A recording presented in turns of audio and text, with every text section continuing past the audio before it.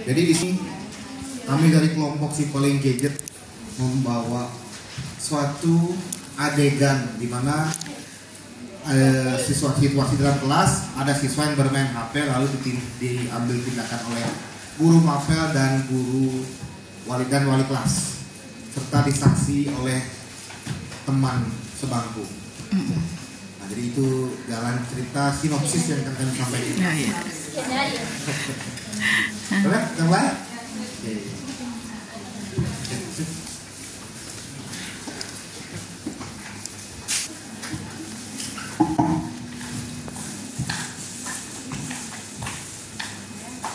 Ya, assalamualaikum warahmatullahi wabarakatuh.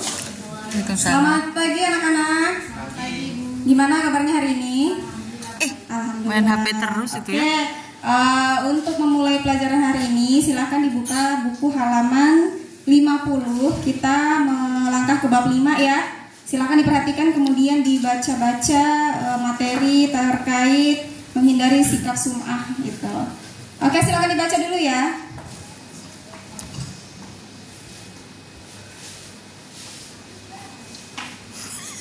Ali, ngapain Ali?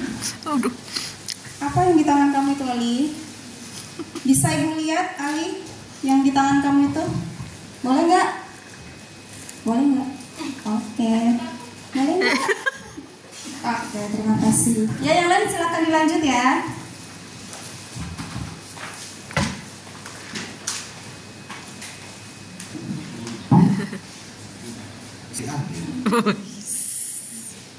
Lalu masuklah ke adegan berikutnya, di mana di sini ada peran wali kelas dan guru mata pelajaran. Baik, di situ aja tetap dulu. Bu Martina, ya di situ aja.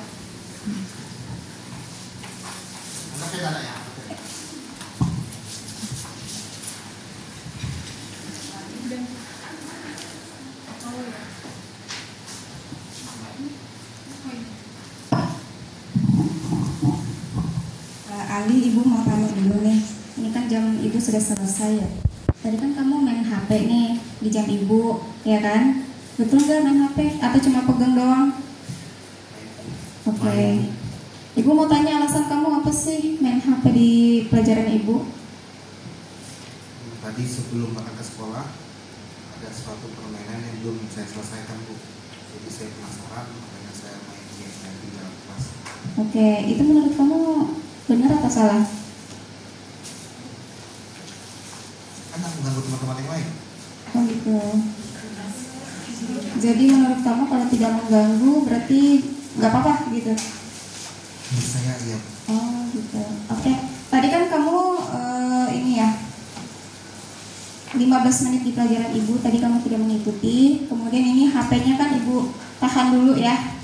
Nanti ibu arahkan ke wali kelasnya. Gak apa-apa ya? Oke, nanti kalau misalkan kamu dipanggil wali kelas, kamu silakan menghadap dulu gitu ya. Oke? Masuk ke adegan guru mapel bertemu dengan wali kelasnya si Ali.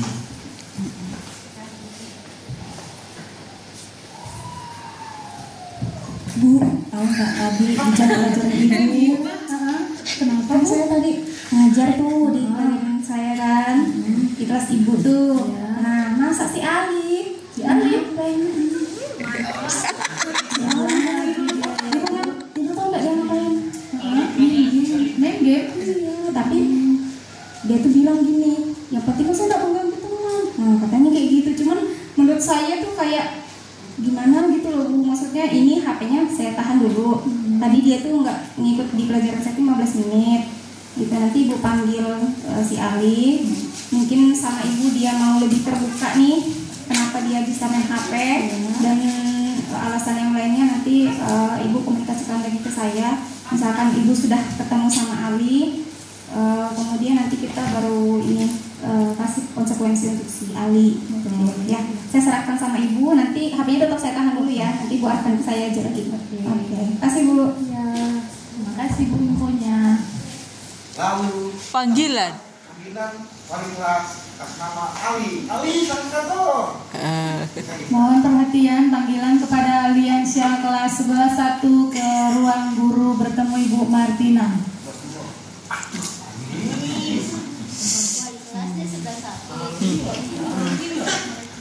Ali lagi. Ya, Bu. Ibu panggil saya, Bu ya. Iya, Ali. Ali tahu kenapa Ibu panggil ke kantor? Enggak tahu. Nggak tahu? Nggak tahu atau pura-pura tidak tahu? Iya, Bu. Enggak tahu. Nggak tahu. Oke. Tadi Ali sebelum Ibu panggil ke sini, Ali belajar apa? Jadi jam pertama jamnya PAI. Iya. Lalu di jam PAI apakah Ali ada melakukan kesalahan? Iya, Bu. Yang lagi main HP di kelas. Main HP. Oke, berarti kesalahan Ali tadi bermain HP di jam pelajaran PAI Ibu Rahma ya. Ya. Nah, kenapa Ibu mau tanya dulu kenapa Ali tidak mengumpulkan HP? Padahal Ali sudah tahu bahwa peraturan di sekolah ini sebelum memulai pelajaran HP itu dikumpul di meja wali kelasnya. Ketika ada mapel yang membutuhkan HP baru boleh diambil. Kenapa Ali tidak mengumpulkan HP-nya? Anu Bu, sebelum berangkat sekolah tadi saya main game, terus saya penasaran. Lalulah saya main game di kelasnya kurang. Tapi kan saya nggak nganggur teman-teman saya cuma game aja. Oh, jadi tidak mendengarkan suara game. oh tidak, itu sebuah pelanggaran bukan kepada temanmu tapi kepada dirimu. Kamu sudah melanggar disiplin, di mana kalau membawa HP di jam pelajaran itu dapat mengganggu kefokusan kamu untuk belajar. Dan tata tertib dari awal kamu masuk ke sekolah, memang handphone tidak boleh digunakan kalau bukan pelajaran itu menggunakan teknologi. Nah, karena tadi Ibu Rahma sudah melapor kepada Ibu, katanya kamu diberikan konsekuensi untuk mengerjakan apa? Tugas kamu yang terlambat tadi ya, yang tidak kamu ikuti sama Ibu Rahma ya, Ali ya? Ya, jadi tadi Ibu Rahma bilang kamu mengerjakan 15 menit ada tertinggal, kamu tidak fokus karena kamu bermain gadgetmu. Jadi kalau menurut Ali, apakah Ali menyesal ketika Ali tidak mengumpulkan handphonenya ke meja ruang guru? HP saya kembali kan, Bu? Ya, nanti. Kok mirip ya? Dulu, apakah Kok Ali mirip merasa ya? menyesal ketika Ali melakukan pelanggaran Ya. tersebut? Menyesal. Nah, kemudian hari apa yang Ali akan lakukan? Mungkin ke depannya nanti saya bawa HP lagi, Bu. Oke, bagus. Semoga nanti kamu ingat ya untuk pembelajaran hari ini, biar itu jadi pelajaran untuk kamu, supaya kedepannya HP-nya dikumpul ya Ali ya, jangan dibawa ke dalam kelas. Nah, karena HP kamu sudah ditahan Ibu Rahma, sesuai konsekuensi yang di sekolah ini, jika HP ditahan, nanti Ibu akan panggil orang tua, supaya orang tua kamu yang mengambil HP-nya ya. Jadi nanti habis jam pelajaran sekolah ini, jam 2 siang nanti, Ali tak bertahan dulu di sini, nanti Ibu hubungi orang tua supaya orang tuanya datang untuk mengambil handphone Ali. Ya, di jam istirahat ini Ali silahkan mengerjakan tugas yang diberikan Ibu Rahma tadi. Kayaknya tugasnya berat ya. Nanti bertanya sama Ibu Rahma, ya? Itu nggak cari tahu. Enggak. Ya, dan minta maaf kepada Ibu Rahma terlebih dahulu. Baik, Bu. Oke, ya sudah jelas Ali? Terima kasih sudah tidak menghukum saya, Bu. Iya, oke, boleh kembali ke kelasnya, ya? Kasih, Bu. Lalulah akhirnya Ali bertemu dengan Ibu Rahma, guru P. Di mana Ali tadi sudah ketemu sama Bu Martina? Sudah, Bu. Gimana? Dikasih wejangan, dikasih apa? Bu Rahma orangnya nggak baik, Bu. Ibu wali saya baik, Bu. Dia nggak marah. Oh, nggak marahin Ali. Alhamdulillah. Berarti diulangin lagi apa enggak? Siap tidak? Alhamdulillah. Sudah janji loh ya sama Ibu, kalau misalkan nanti ngulangin lagi, gimana? Wah, siap, Ibu. Oke, gitu ya. Jadi tadi kan Ali di 15 menit itu tidak mengikuti pelajaran Ibu, sementara teman-teman kamu itu membaca materi. Nah, tadi ketinggalan kan materi itu. Nah, sekarang dilihat itu bukunya halaman 50, silahkan dibuka kembali. Ibu kasih waktu kamu 15 menit untuk membaca materinya. Setelah 15 menit boleh istirahat seperti itu, karena kamu ketinggalan di 15 menit tadi. Teman-temanmu sudah paham, sudah baca materinya, sedangkan kamu asik main handphone gitu. Nanti HP-nya ini setelah orang tuanya datang baru dikembalikan ke orang tua, seperti itu ya. Mudah-mudahan tidak diulangi lagi ya Ali ya. Baik Bu, Sudah janji sama Ibu, berarti tidak diulangi lagi. Oke. Terima kasih Bu. Akhirnya cerita kita. Lah, loh, si cantik satunya apa tadi?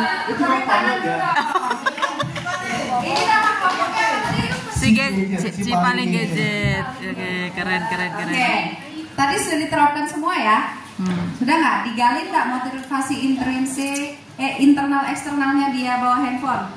Oke, terus sudah logis kan hukuman yang diberikannya bagus, bahkan ada 2 tadi. Dia menahan handphonenya 15 menit, kemudian dia juga memberikan konsekuensi karena ketinggalan 15 menit. Ini membaca 15 menit, bagus. Terus tadi ada juga tuh kami panggil ya orang tuanya, dan itu dengan kesepakatan si anak. Nah, nanti itu memang dalam prosedur seperti itu penting ya, libatin orang tua gitu. Ya, jadi penahanan handphonenya itu nggak menimbulkan drama baru, dan logis juga alasannya itu aja. Tadi kami sudah menahan handphone ini, terus kami kembalikan dan hanya 15 menit aja Bu misalnya ya.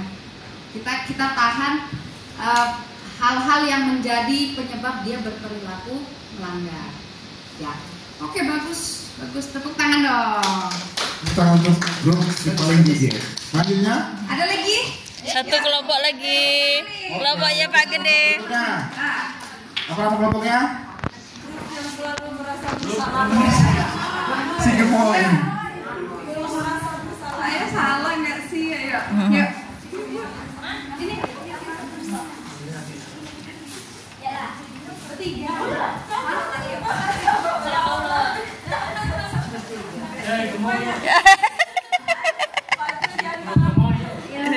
Gemoy.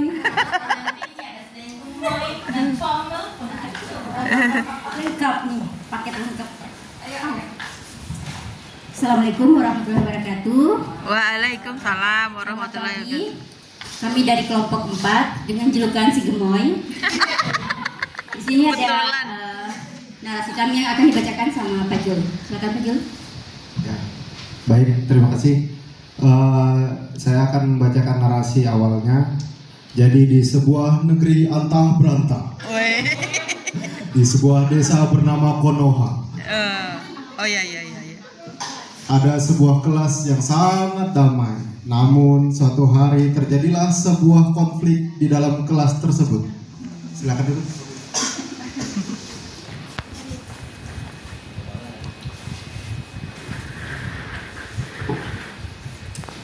Siswa dan bapak guru yang akan meninggalkan kelas dan ingin memberikan tugas kepada siswa-siswanya.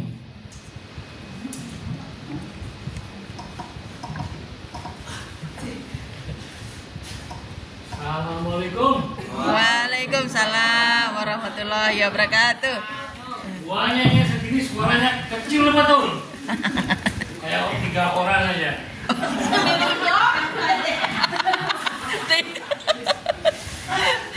Orangnya banyak tapi suaranya kecil betul.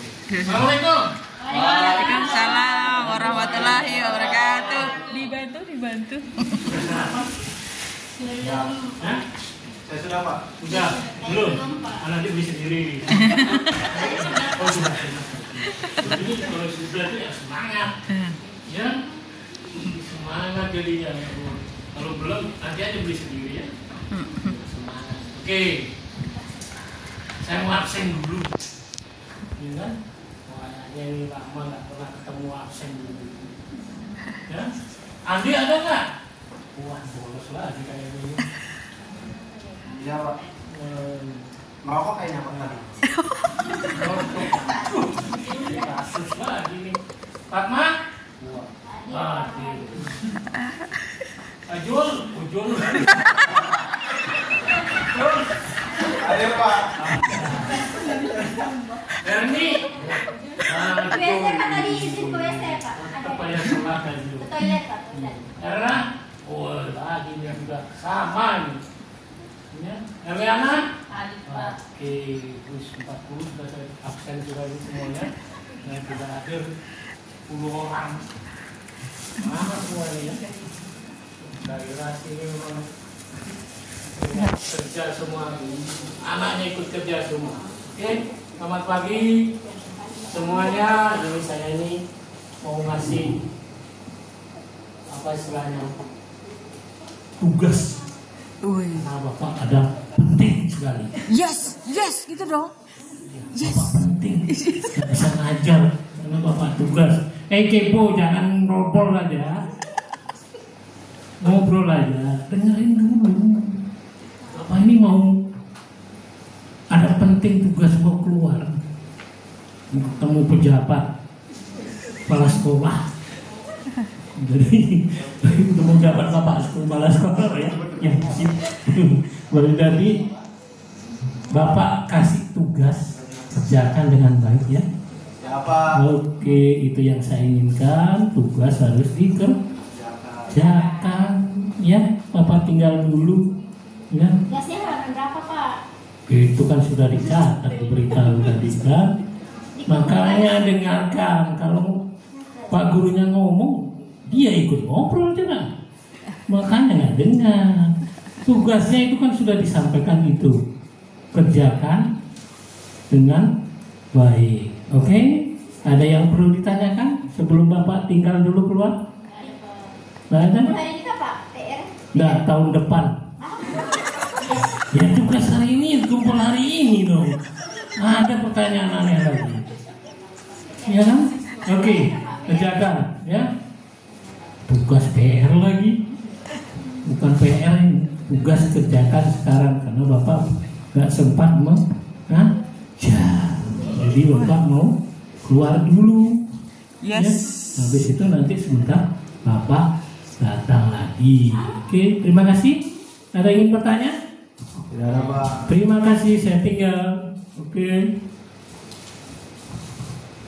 Setelah beberapa lama,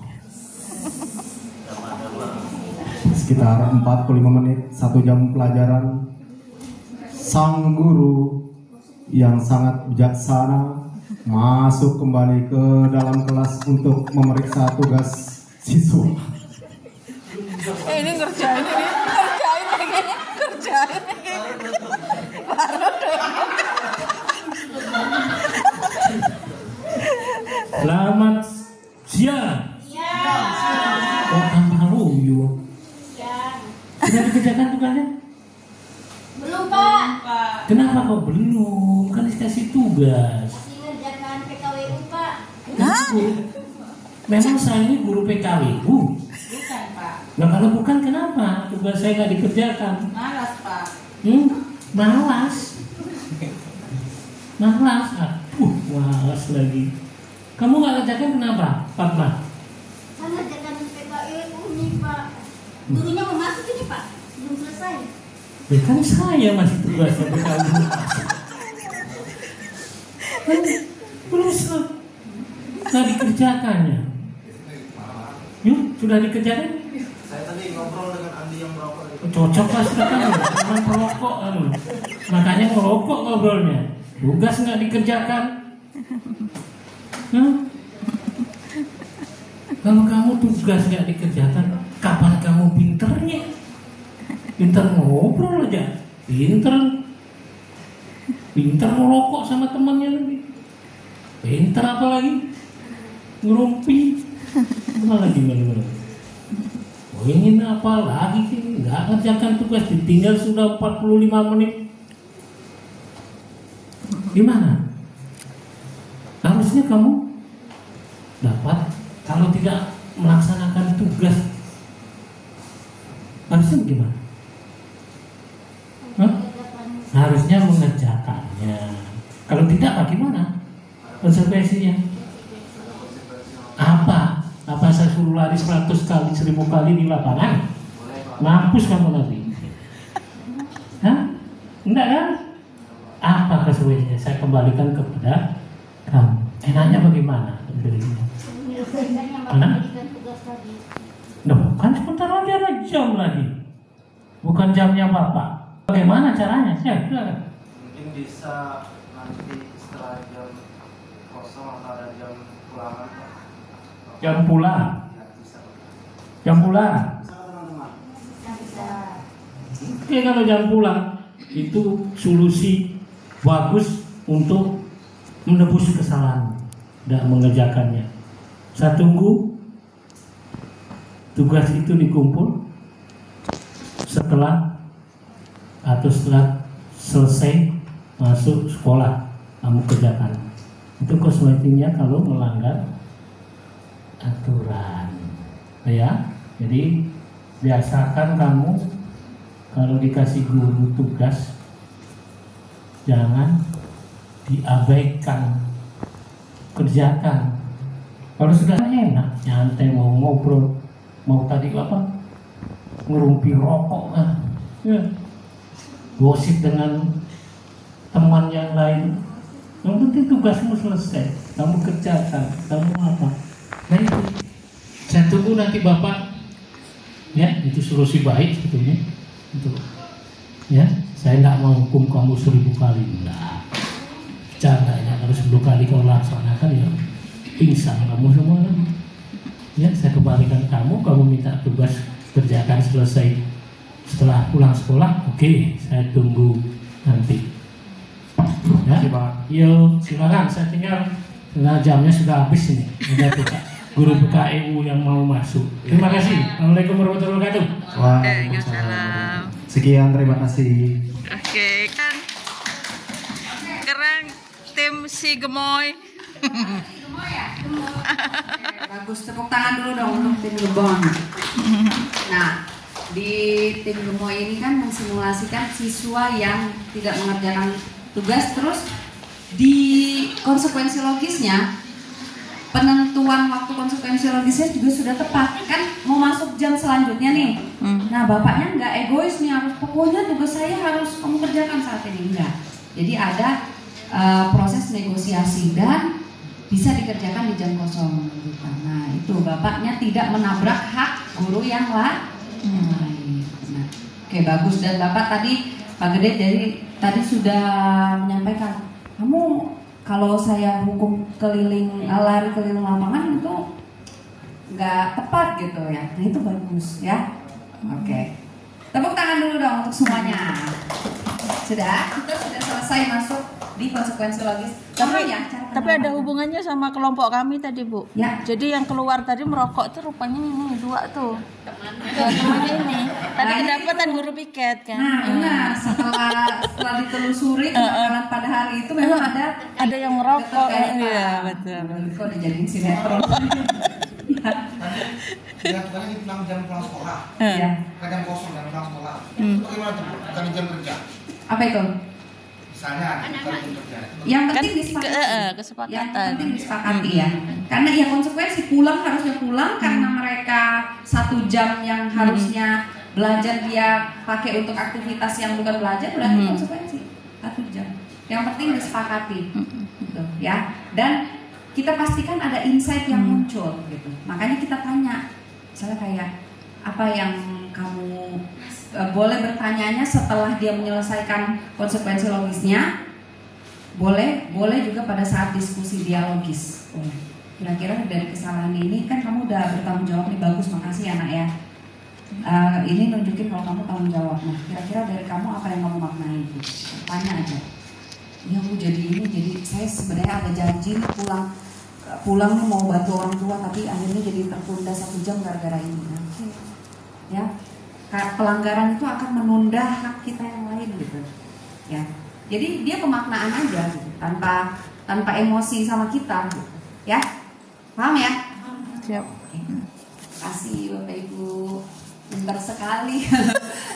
Cepat paham gitu. Senang jadinya ke materinya. Oke. Nah, ini kesalahan dalam kira-kira kalau dialognya kayak tadi ya di kasus-kasus pelanggaran apapun, kira-kira muncul nggak yang kayak gini?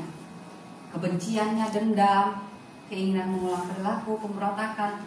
Nggak ya. ada. Bahkan mungkin dendamnya jadi bisa diurai karena ada proses dialogis. Karena ada proses penguatan emosional ketika dia berhasil bertanggung jawab.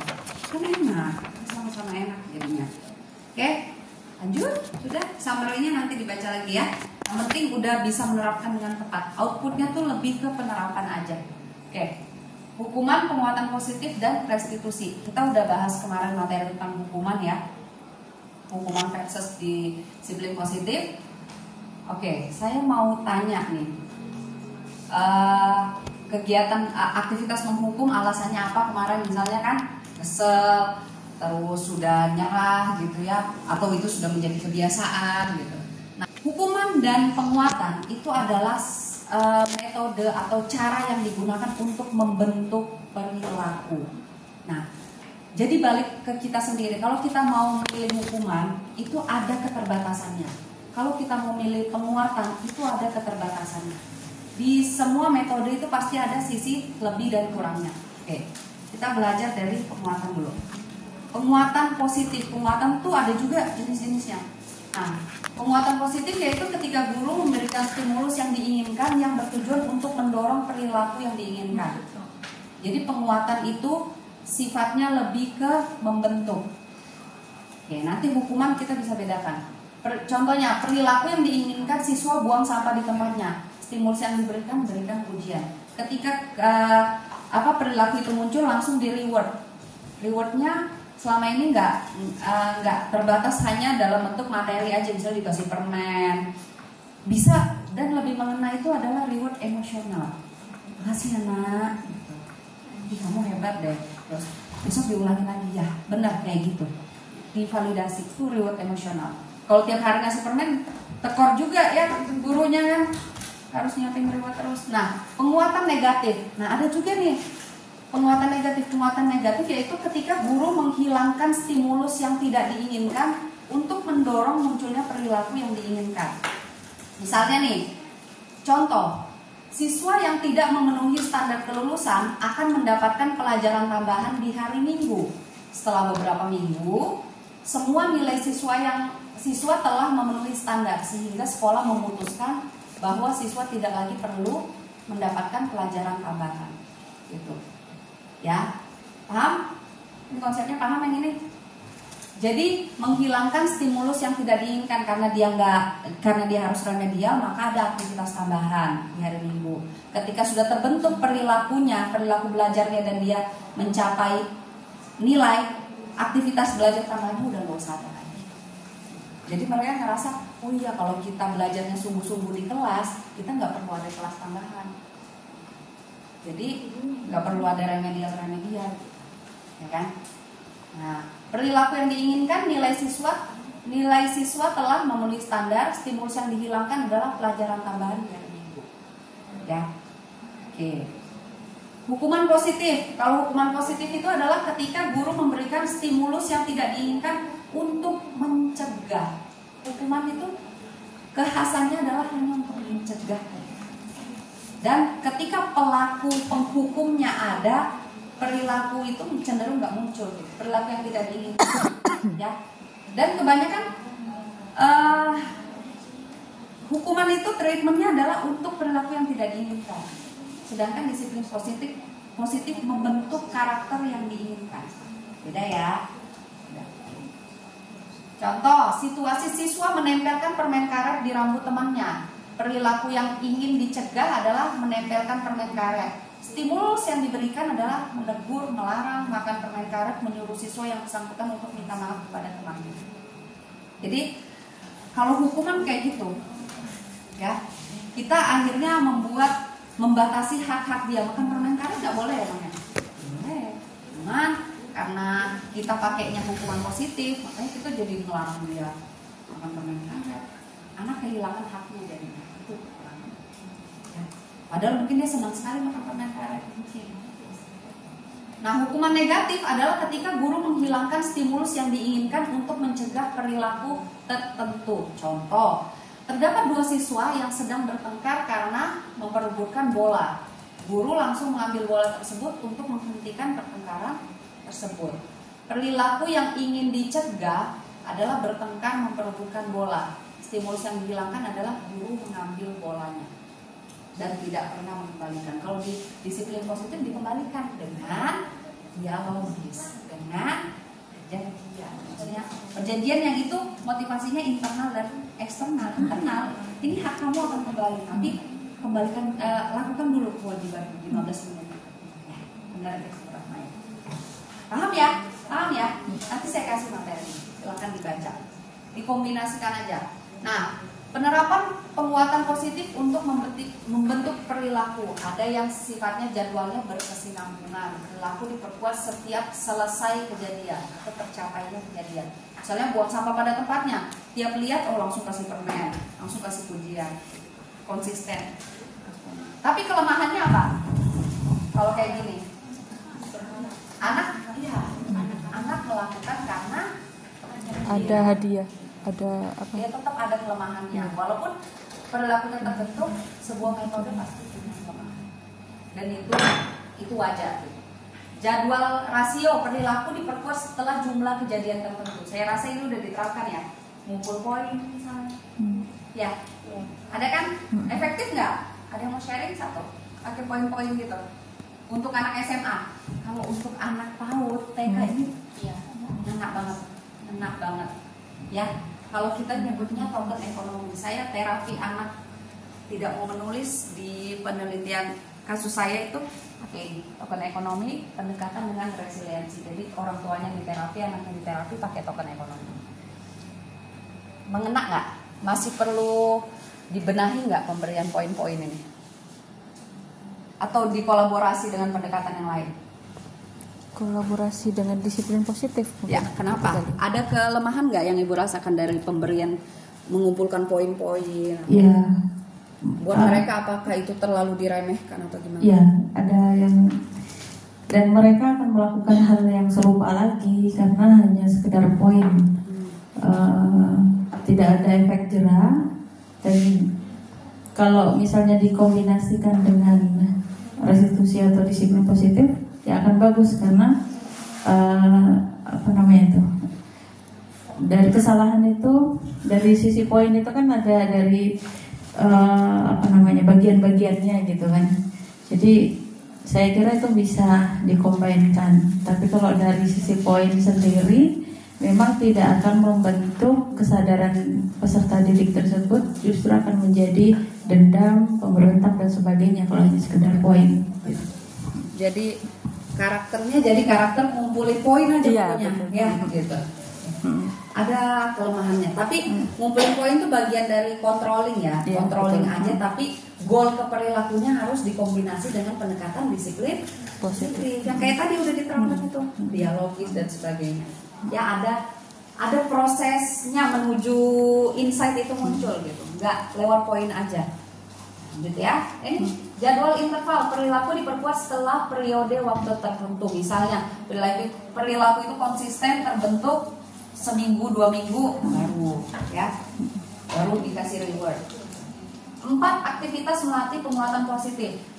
Jadwal rencana penguatan positif, tabel perilaku penguatan positif, lembar ayo melakukan perubahan positif, sama bank perilaku positif. Jadi ini aktivitas ya sifatnya. Bentar, nanti kita ada menulis di lembar aktivitas. Saya bahas dulu tips memilih penguatan. Pertama, amati perilaku siswa di kelas. Setiap orang punya perbedaan individu dalam hal karakter, kebiasaan, kepribadian. Misalnya nih, kita mau bentuk perilaku positif anak, tapi rewardnya adalah ngasih dia kue jajan. Rupanya di rumah mamanya adalah pembuat kuenya. Ya, nggak dong. Nggak usah dah bentuk perilaku itu. Mamaku banyak bikin kue di rumah, ya kan? Nggak efektif. Makanya penting dipelajari nih backgroundnya si siswa, karakternya gimana. Misalnya dia adalah karakter yang cenderung nggak bisa dikerasin gitu, karena dia korban KDRT misalnya di rumah atau apalah gitu. Kondisi dia ada penyakit tertentu. Ya udah jangan dibentuk perilakunya dengan hal-hal yang kontra dengan diri dia gitu ya. Terus buatlah daftar pilihan penguatan, libatkan siswa kayak tadi yang sudah diterapkan. Lakukan pemantauan dan diskusikan, itu tadi yang sudah dicontohkan ya. Jadi perlu sekali dipantau dan didiskusikan. Nah, reward seperti ini atau kesepakatan kita seperti ini masih cocok nggak ya diterapkan lagi di dia yang sudah kelas 3? Mungkin di 2 dia kelihatannya patuh nih, cocok nih sama konsekuensi ini. Siapa tahu seiring dia kelas 3 dia tambah dewasa udah nggak cocok lagi ya, udah nggak cocok lagi tuh dikasih reward poin. Siapa tahu lebih ke apa gitu ya, lebih ke pendekatan yang lain ya. Sesuaikan sama umur juga. Karena kalau nggak sesuai pemilihan konsekuensinya kita diremehin sama siswanya. Terlalu gampang gitu. Nggak apa-apa diulangin. Lakukan pemantauan, lakukan evaluasi yang tadi saya bilang. Kadang-kadang pendekatan itu sudah, konsekuensi logis sudah nggak efektif lagi di waktu tertentu. Jadi mungkin butuh dimodifikasi, ya, butuh dikolaborasi. Atau butuh pelakunya bukan kita lagi gitu. Pemberi instruksinya mungkin bukan kita lagi, atau dilakukan dengan guru lain. Pastikan bahwa pemberi penguatan diberikan sesuai dengan jadwal yang direncanakan. Konsisten itu tadi yang dikatakan Bu Titin. Jangan kita nih ngomong-ngomong, ya nanti kelar pelajaran ini ya, kelar pulang sekolah ganti ya 1 jam yang kamu tinggalkan tadi. Tapi tiba-tiba udahlah besok aja. Nah itu nggak jadi lagi. Sampai gurunya, siswanya, ya kayak gitu. Ya udah Pak. Kita diremehin kan biasanya kayak gitu. Ya. Pastikan untuk memberikan penguatan untuk perkembangan perilaku positif yang dilakukan sekecil-kecilnya walaupun tidak benar-benar sempurna. Ketika sudah mulai tanda-tanda perilaku itu mengarah lah ya ke yang disepakati, mulailah kasih reward. Reward emosional aja dulu. Nggak usah reward materi gitu. Ya. Kalau emang lagi ada rezeki lebih boleh lah. Pemberian penguatan bergantung pada perilaku siswa, bukan karena kasihan. Misalnya, sudahlah ibu kasih aja nih makanan karena ada lebih, padahal dia tidak sedang melakukan perilaku yang diinginkan. Jangan kayak gitu ya. Kalau kita nembaknya dari segi perspektif agama jatuhnya sedekah, tapi kalau dari perspektif komitmen membentuk perilaku itu mengajarkan. Nah, gurunya juga harus mau membentuknya nih gimana gitu. Gunakan penguatan sesuai dengan usia peserta didik. Ya, menyesuaikan usia itu penting sekali. Nah, penguatan juga punya kelemahan namanya. Padahal namanya metodenya penguatan ya, reward, gitu. Reinforcement. Tapi dia punya weakness juga, kelemahan. Tidak efektif dalam kondisi dan tujuan tertentu. Menurunkan kualitas kadang-kadang. Kalau kita terlalu berpatokan sama penguatan terus gitu, tidak mau kolaborasi sama yang lain misalnya. Terus berpotensi merusak hubungan. Terus mengurangi kecepatan sama mematikan kreativitas. Ada yang bisa ngasih contoh nggak dari 6 poin nih? Kan udah mulai terapin penguatan nih di sekolah. Setelah dicoba terapkan, rupanya kadang-kadang area kelemahannya ada di sini nih. Yang ngasih contoh, yang poin 1, tidak efektif dalam kondisi dan tujuan tertentu. Ngasih penguatan tuh nggak efektif. Ada nggak? Contohnya apa?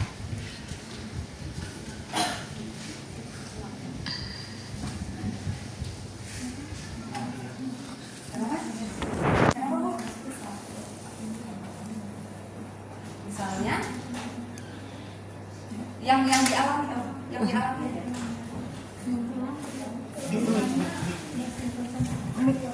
apa?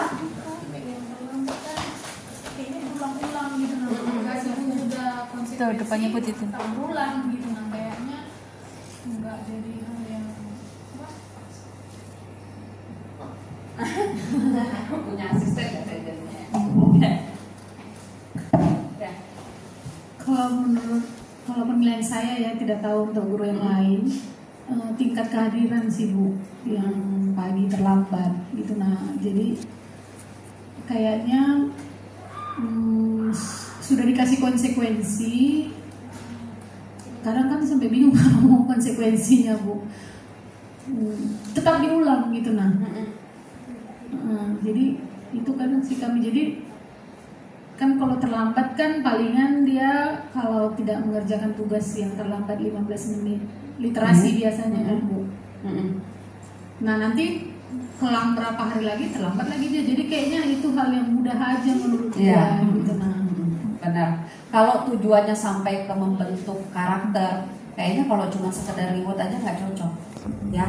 Misalnya kayak ya itu tadi yang dicontohkan Ibu Yani, misalnya kayak cuman memberikan poin, tapi goals kita adalah membuat dia anak yang menjadi yang berkarakter bertanggung jawab misalnya, atau yang nggak akan sampai ke sana, mungkin terbentuk perilakunya, tapi sampai deep ke dalam itu pemaknaannya atau internalisasinya nggak akan sampai sedalam itu ya. Terus menjadi tidak efektif itu ketika si anak sudah mulai berpikir bahwa reward itu nggak penting, bisa dia beli, bisa dia usahakan dengan cara yang lain, ya. Makanya kadang-kadang reward itu perlu kita sesuaikan tadi sama karakternya, ya. Misalnya kita ngerasa ngasih permen deh, biar dia semangat, enggak, sama dia diremehkan gitu, ya. Karena dia juga punya uang jajan, bahkan dia bisa beli tanpa melakukan kegiatan aktivitas yang kita sepakati gitu, ya. Oke. Menurunkan kualitas. Menurunkan kualitas gimana? Contohnya, ada nggak gara-gara penguatan akhirnya menurunkan kualitas si anak ini, atau kualitas sistemnya, atau kualitas gurunya? Mungkin. Kenapa? Kalau saya sih akan menurunkan kualitas lebih ke gurunya. Yang tadi gurunya perfeksionis gitu kan. Dengan adanya seperti ini, kok aku jadi gitu ya, setara dengan mereka. Pikiran saya. Jadi kayaknya misi mulia sekolah untuk membentuk karakter tuh hanya diukur dengan materi-materi yang bisa dikumpul. Maksudnya anak-anak cuma effort ngumpulin poin aja gitu. Yang penting, padahal lebih dari itu sebenarnya pendidikan itu kan mempersiapkan mereka untuk jangka panjang gitu. Jadi mereka kualitas gurunya nih, wibawa gurunya yang jadi turun nih, misalnya kayak gitu. Atau pengaruh jangka pendek dan jangka panjangnya itu tadi. Semua ada keterbatasannya, mungkin dia terbentuk di saat ini aja, tapi jangka panjangnya dia karena nggak bisa internalisasi, jadi nggak bertahan panjang tuh, ya perilakunya. Oke. Terus potensi merusak hubungan. Ada nggak gara-gara reward si A dikasih ini, si B nggak dikasih, bisa merusak hubungan. Ya. Pilih kasih. Balik lagi ke ketidakkonsistenan, misalnya. Atau pilih kasih. Pilih kasih. Ya. Atau karena ada hubungan personal lah, dia sepupu aku nih, gitu. Atau dia ponakan saya nih, dikasih ya udah. Maksudnya dia cukup 3 poin, tapi dia udah bisa ini gitu, pulang di luar gitu.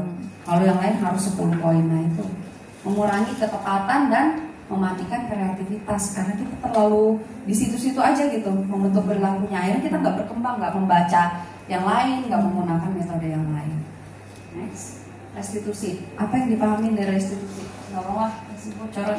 Aduh, ke slide di luar lagi. Restitusi. Siapa yang pernah belajar restitusi? Ibu Pik. Ayo, yang tahu lah. Pak Jul. Ayo Pak. Restitusi itu apa? Tenang, tidak ada jawaban yang salah. Salah. Oh, ya, salah. Tenang. Restitusi. Sepengetahuan saya, restitusi itu adalah semacam penindakan terhadap siswa dengan cara menerapkan 3 langkah restitusi. Yang pertama itu adalah apa ya? Pokoknya ada 3 langkah. Pertama, validasi kesalahan. Habis itu, kalau tidak salah ya Bu. Habis itu setelah siswa merasakan apa itu kesalahannya, nanti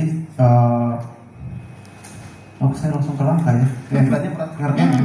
Restitusi yang pernah dipelajari itu yang paling nyangkut pemahamannya itu apa? Tentang apa? Anak diberikan? Pertama divalidasi dulu. Istilahnya itu kan kalibrasi Bu. Nah, setelah dia kalibrasi, nanti setelah itu kira-kira mencari solusinya seperti apa, terus pertanggungjawaban. Jadi ada proses dialogis yang kata ibu, proses dialogis di dalamnya untuk menemukan kira-kira penyebab dari kesalahan si anak. Terus anak itu sadar, anak sudah sadar tentang kesalahannya, dia sadar. Kalau dia sudah sadar, nanti akan membentuk karakternya di dalam. Kan kita yang goals kita kan sebenarnya adalah intrinsiknya. Nanti setelah terbentuk dari internal, sudah masuk juga ke dalam. Nanti setelah itu apa yang bisa dia pertanggungjawabkan dari hal yang telah dia lakukan seperti itu. Betul. Tepuk tangan dulu dong. Oke. Bagus. Nah, jadi proses dia tidak hanya berpatokan dengan satu cara atau metode aja ya. Jadi mulai dari anak dilibatkan. Jadi dalam restitusi ini ada keterlibatan aktif. Ya, dia proaktif nih si anak nih.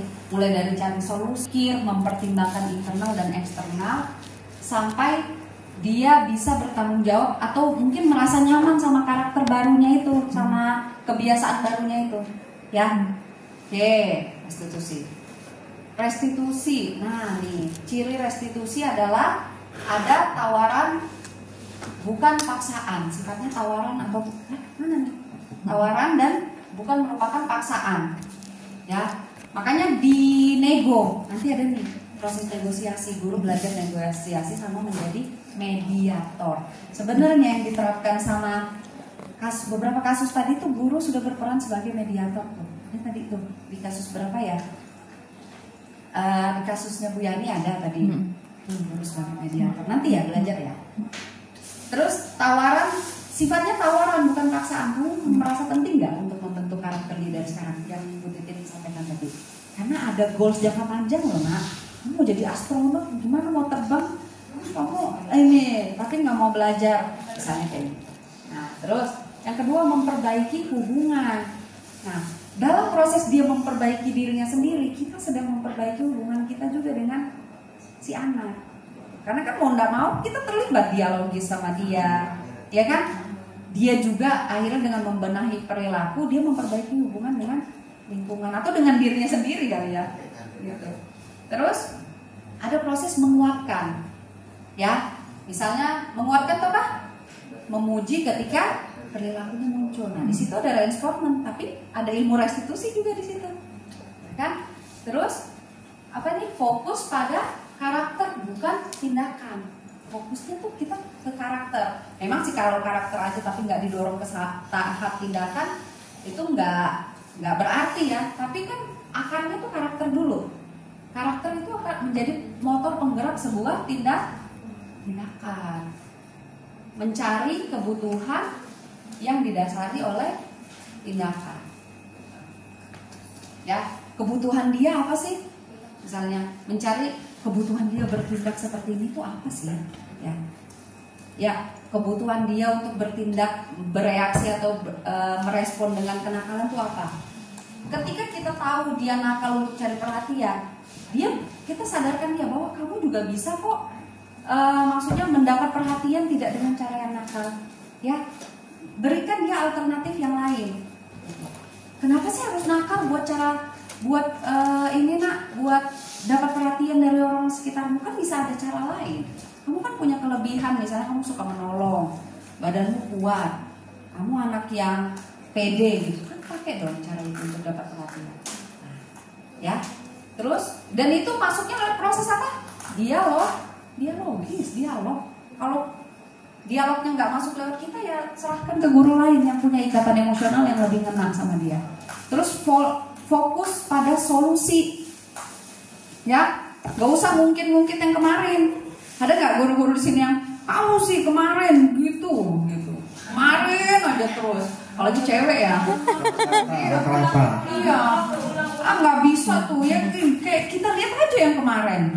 Oh, yang kemarin lagi kan kejadiannya hari ini. Ya. Nenek saya juga pelanggarannya kayak dia nih, ya, yang kemarin lagi atau dulu keluarga dia begini juga nih Bu. Nah, nggak objektif, nggak fokus. Mengembalikan murid yang salah kepada kelompoknya. Ini maksudnya apa nih? Mengembalikan murid yang salah kepada kelompoknya. gimana ya maksudnya? Ya. Ada mungkin yang dalam proses restitusi sudah dapat ya restitusi ya di sini ya? Udah dicoba ya? Udah pernah dicoba? Oke, silakan Kak. Gimana?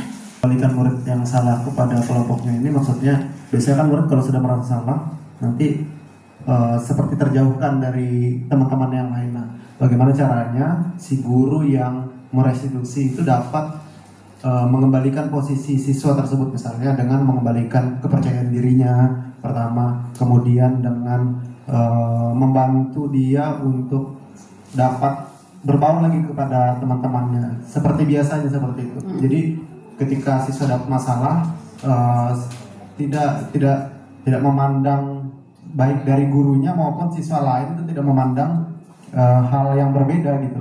Kadang seperti itu kan. Oke, diskriminasinya tidak ada ya maksudnya. Oke, benar ya contohnya. Jadi tidak menghilangkan hak dia sebagai anak yang punya hak untuk belajar sama-sama gitu. Kadang kan kita hukumnya, udahlah kamu dipindahin aja belajar sendiri kamu di sana, misalnya kayak gitu. Padahal mungkin dia di sekolah punya hak untuk belajar sama-sama gitu. Mungkin boleh dia diasingkan sebentar, misalnya positive time out tadi ya, dalam konsekuensi logis, misalnya 15 menit temannya belajar bersama-sama di kelas, dia hilang. Ya udah 15 menit itu harus dia ganti untuk belajar sendiri gitu. Ya, paham nggak? Jadi bukan berarti karena kesalahannya terus dia kehilangan haknya. Dia tetap harus punya hak untuk belajar sama-sama, untuk dilihat sama seperti teman-teman di kelompoknya gitu, seusianya kayak gitu ya. Terus menuntun untuk melihat ke dalam diri sendiri ya, motivasi internal. Itu lagi kali. Bukan menebus kesalahan namun belajar dari kesalahan. Nah, itu prinsipnya. Selama ini kan kita sifatnya menebus ya, bukan belajar dari kesalahan. Oke, paham? Ada yang mau ditanyakan mungkin di sini? Oke. Belum ya? Oke, kalau kita bertanya apa sih kebutuhan dasar manusia? Sebenarnya manusia berperilaku itu kebutuhannya didorong oleh 5 hal. Nih, kebutuhan dasar. Manusia senantiasa berusaha memenuhi kebutuhan dasarnya. Jika tidak berhasil diperoleh melalui cara yang positif, maka mungkin dipenuhi dengan cara melanggar. Pernah lihat piramida Maslow yang bentuk piramida kebutuhan manusia tuh? Yang mulai dari kebutuhan fisik, makan, terus kebutuhan sosial, emosional, terus ada kebutuhan sampai self aktualisasi gitu, kebutuhan rasa aman. Nah, manusia pada dasarnya bereaksi itu untuk bertahan hidup. Nah, makanya kadang-kadang reaksinya itu tepat dan tidak tepat. Tapi manusia itu didorong sama namanya kebutuhan. Jadi reaksinya tuh ada macam-macam. Misalnya kebutuhan untuk penguasaan. Dia bereaksi entah benar atau salah, dia ada tujuan untuk penguasaan misalnya, ya. Dia ingin mendominasi misalnya. Terus ada kebutuhan untuk kebebasan, ya. Dia melakukan ini untuk bisa menikmati haknya yang ini gitu. Oke, silakan. Terus ada kebutuhan kesenangan. Ya, oke. Dan satu lagi kebutuhan ini aktualisasi. Maaf ini saya salah ini ya, salah kopi nih, kopi tapi nggak saya ganti aktualisasi. Memunculkan keinginan untuk dirasa bermanfaat, berfungsi. Oke, nanti saya ganti ya. Ya, ada nggak siswa-siswa di sini yang tahu dia salah tapi dia tetap perjuangkan kebutuhannya?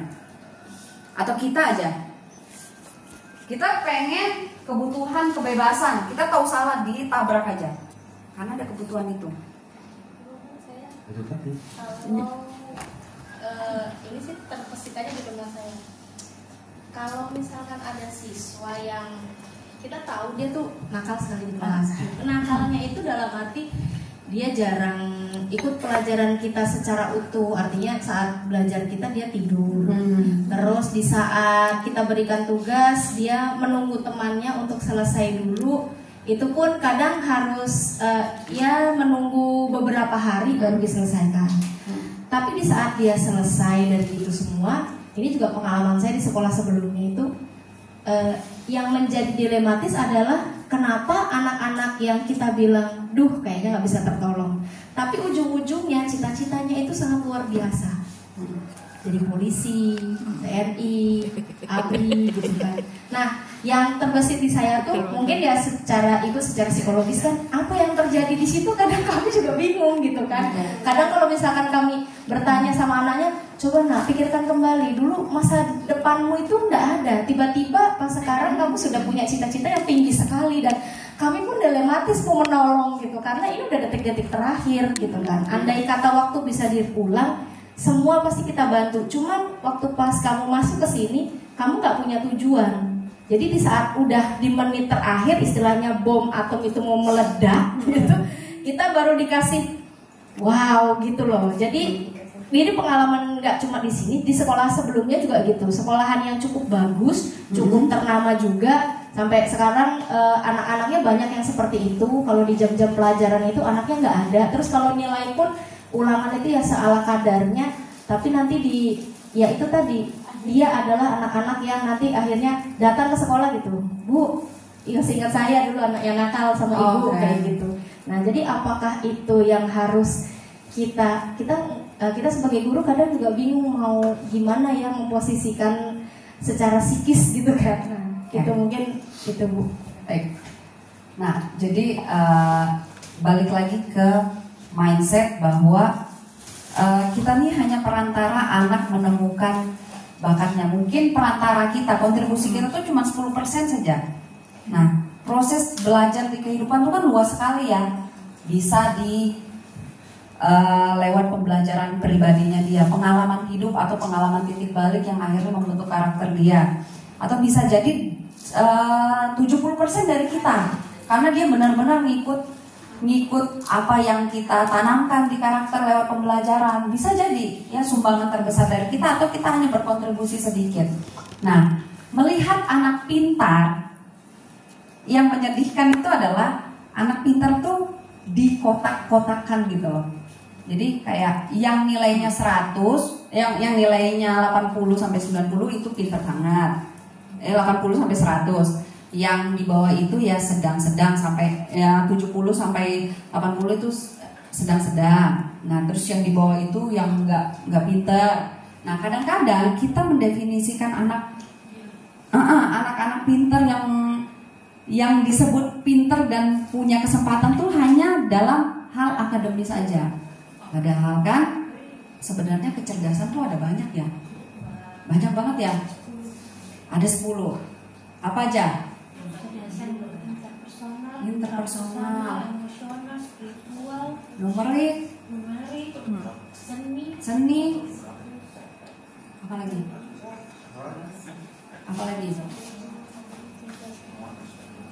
Bilingual, verbal, ya kan? Bidang-bidangnya pun banyak gitu, banyak sekali. Matematik, analisis, abstraksi kayak gitu-gitu.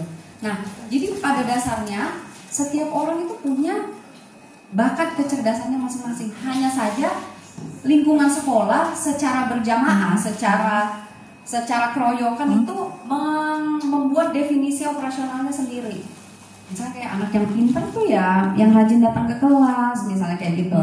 Ya, rajin datang ke kelas itu bukan indikator pintar, ya, itu aturan, kepatuhan, ya. Nah, dan dalam diri seorang anak bisa jadi pengalaman belajarnya itu tidak dia dapatkan di atmosfer feel belajarnya itu dia tidak dapatkan di sekolah saat interaksi dengan kita, tapi mungkin dia dapatkan di yang lain. Misalnya dari pengalaman kehidupan, kerja sambil sekolah misalnya kayak gitu, atau ketika dia ada pengalaman titik balik gitu, atau dia dapatnya mungkin pengalaman belajar tuh di les-lesannya dia gitu. Jadi kadang-kadang kita tuh punya ekspektasi bahwa guru tuh yang harus merubah siswa atau jadi pendorong dia untuk jadi apa namanya, jadi di bidang tertentu, enggak juga gitu. Ya sekolah tuh kan bukan tempat untuk membentuk orang jadi profesor kan, enggak ya, hanya untuk membangun kesadaran kayak gitu. Ya. Kenapa bisa jadi profesi tertentu? Karena dia bakatnya udah dia temukan. Orang yang bakat sama minat lebih hebat mana? Oke, kenapa? Yang bakat sama minat lebih hebat mana? Saya pilih bakat karena bakat saya ini bermain sepak bola, bermain futsal, makanya saya mengarahkan jadi guru olahraga. Ya, bakat diikuti dengan minat. Nah, itu dua combo yang bagus gitu. Tapi sebenarnya pendorong awalnya itu adalah minat. Minat itu adalah dorongan ya, kemauan. Kita nih coba ngukur diri kita sendiri. Kalau misalnya kayak suka sama aktivitas tertentu, diulang-ulangin nggak?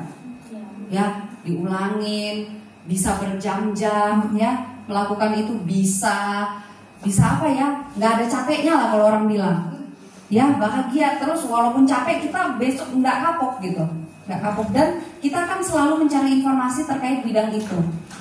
Ya, itu minat. Orang yang nggak punya bakat tapi punya minat, dia minimal bisa menarik dirinya sampai ke garis standar, punya kemampuan itu. Ya, tapi kalau orang bakat tapi nggak punya minat, bisa nggak dia hidup dengan, maksudnya berkualitas dengan ini? Kan? Ya kan, minat tuh dorongan. Banyak nggak orang yang sebenarnya berbakat karena dia males atau nggak punya motivasi, akhirnya nggak bisa dia keluarkan tuh kemampuannya. Kok bisa ya sih? Jadi enggak. Jadi minat yang bakat yang didorong dengan minat itu hebat banget. Nah, itu ilmuwan tuh adalah kolaborasi bakat dan minat. Tapi banyak kok anak-anak yang kita temukan sebenarnya dia nggak begitu berbakat, kemampuannya standar, tapi minatnya ulet gitu, kemauannya besar sekali di bidang itu. Akhirnya dia les apa segala, dia bisa mencapai minimal standar atau bahkan lebih. Ibaratnya orang bakat itu, kalau orang butuh belajarnya 10 jam untuk memahami ini, itu orang berbakat butuh 1 jam aja. Kalau orang minat itu dia cenderung tekun gitu, ulet. Ya, bakat itu sedikit tapi dia bisa lebih hebat daripada orang berbakat karena drive-nya, dorongannya besar. Ya, makanya dalam tes bakat minat pada anak itu kita konseling dia, ini arahnya memang kamu punya bakatnya nih, secara kapasitas otak oke, secara dorongan oke, berarti kamu bisa maksimal nih di jurusan ini. Tuh. Pernah konseling sama psikolog nggak untuk bakat minat? Belum. Cobain ya. Tuh, jadi kenapa seorang anak bisa sangat maksimal langsung di bidang tertentu, padahal dia 3 tahun sama kita tuh dia males-malesan? Bisa jadi dia sudah bergerak karena bakatnya dan sudah ada minat, udah nemu feel-nya gitu. Jadi proses belajarnya nggak perlu lama karena drive itu udah ada dalam diri dia, core-nya udah ada gitu ya. Oke, lanjut ya. Ada lagi yang mau ditanyakan? Bisa jadi si polisi, siswa yang jadi polisi tiba-tiba jadi itu udah ketemu benar-benar selepas SMA tuh dia fokusnya udah ke bakat gitu ya. Nah, ini perbedaan motivasi sama internal sama eksternal. Oke. Ya. Kalau menghukum itu dia gagal membentuk identitas. Kalau perilaku penguatan positif itu sama restitusi akan cenderung membentuk identitas yang sukses. Tapi kalau motivasinya internal dia akan lebih jangka panjang gitu ya.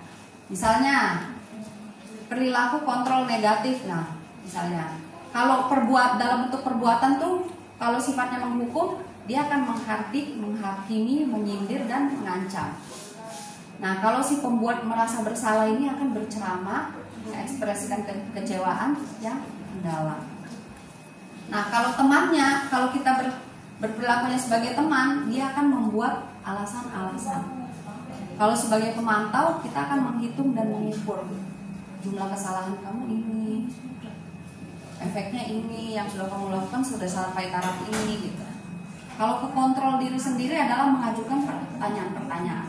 Ini benar nggak ya yang dilakukan? Ini udah tepat nggak ya?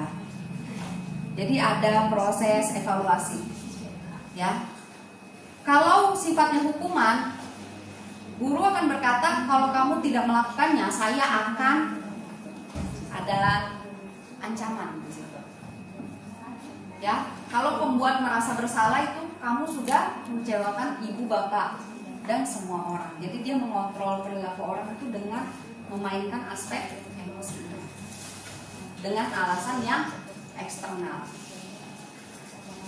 Terus kalau misalnya lakukan demi bapak ibu, lakukan demi mamamu, lakukan demi sekolah ini, ya. Ya, ini tabelnya bisa dibaca nih.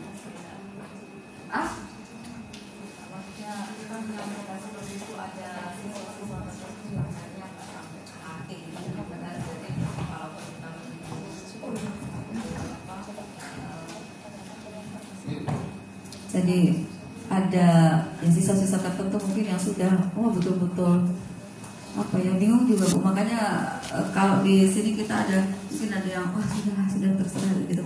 Maksudnya siswa ini sudah digerakkan dari A, dari B sampai ke Z gitu. Kita maunya apa, kalau diajak bicara sudah, apa segalanya sudah gitu.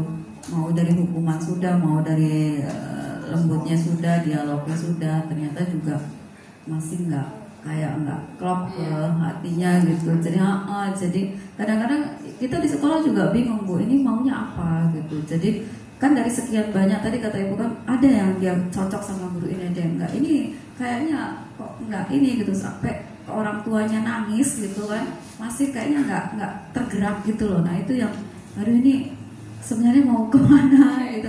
Karena kan kita maunya anak ini baik gitu. Dijelaskan juga, Ibu ini maunya kamu baik, nggak perlu lah jadi juara gitu. Saya kalau ke anak-anak orang pintar tuh banyak gitu, cuma ya ini tuh nggak banyak gitu. Bagaimana kamu bisa kesini gitu, karena untuk masa depanmu. Kalau di Ibu sih, Ibu sudah jelas, sudah pasti di sini, tapi kan kamu belum gitu. Maksudnya nggak tergerak gitu. Itu gitu ya. Situasinya sudah mencobakan beberapa. Maksudnya kita tuh bingung gitu juga. Akhirnya kan kita juga bingung, ini anak maunya apa ya gitu, ini maunya kemana gitu. Karena di orang tuanya juga maksudnya kooperatif sekali ke sekolah gitu kan. Wah, luar biasa kalau dipanggil datang, kemudian dijelaskan juga sudah seperti di rumah juga sudah dinasihati gitu, dan tidak masalah, kayaknya nggak ada masalah apa-apa gitu. Cuma kok kayaknya nggak dijalankan gitu, melanggar. Oke. Nah, itulah pentingnya kita memahami situasi mana yang butuh dirujuk gitu. Jadi ibarat ada 5 pilihan resolusi konflik ya, maksudnya pilihan konsekuensi logis yang berdasar pada disiplin positif. Kita udah cobakan A, B, C, D, E, bahkan hukuman, punishment kita lakukan, pendekatan orang tua kita lakukan, yang konstruktif dan destruktif semua kita upayakan gitu ya. Kita serahkan ke Allah juga sudah gitu ya. Tapi rupanya nih anak masih, nah berarti problemnya mungkin di dia. Dan ketika kita mengukur nggak maksimal, kita disitulah kita harus mengambil upaya rujukan ke profesional misalnya ya.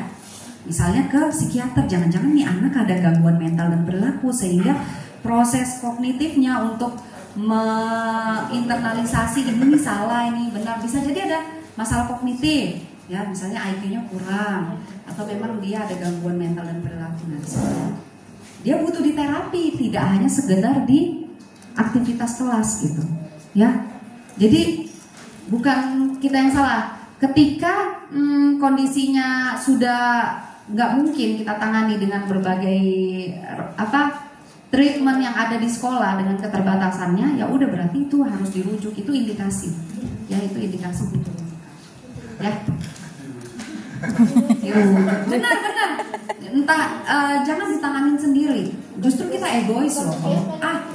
Ini psikolognya kan nggak ikut di proses belajar mengajar, bukan gitu. Psikolog atau psikiater akan berperan di kondisi tertentu. Siapa tahu dia ini adalah anak yang butuh minum obat, siapa tahu dia ada ADHD, kimiawi otaknya khas sehingga dia butuh penetral gitu ya, butuh kayak obat yang menyeimbangkan kimiawi otaknya, sehingga dengan minum obat itu akhirnya dia jadi bisa fokus ikut belajar. Kan kita jadi enak berkolaborasi dengan profesi lain. Peran rujukan dibutuhkan. Oke, ini nanti bisa dibaca. Oke, ini summary-nya. Masuk ke topik 7, mengelola konflik. Masih ada waktu ya, kita kejar. Sebentar, saya ngecek.